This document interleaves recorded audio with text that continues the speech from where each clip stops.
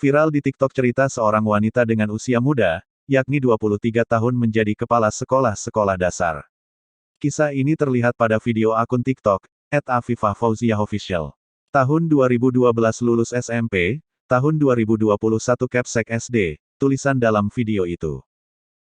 Dikonfirmasi Tribun News, sang wanita itu bernama Umi Afifah Fauziah atau disapa Afifah, asal Kabupaten Rokan Huku, Riau. Ia menjabat sebagai Kepala Sekolah SD It Al-Husain, Desa Muara Jaya, Kabupaten Rokan Hulu, Riau.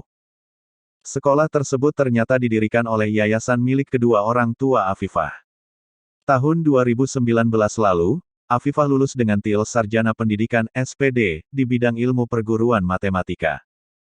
Afifah mengaku, saat masih kuliah, beberapa kali ikut mengajar di sekolah itu. Dari awal sekolah berdiri sekitar tahun 2016, saya sudah ikut ngajar walaupun sebentar-sebentar, kata Afifah saat dihubungi Tribun News, Senin, tanggal 21 Juni tahun 2021. Setelah lulus, ia pun bergabung menjadi pengajar di sekolah tersebut. Waktu berlalu, dengan berbagai pertimbangan, Afifah pun diamanati sebagai kepala sekolahnya di Januari tahun 2020.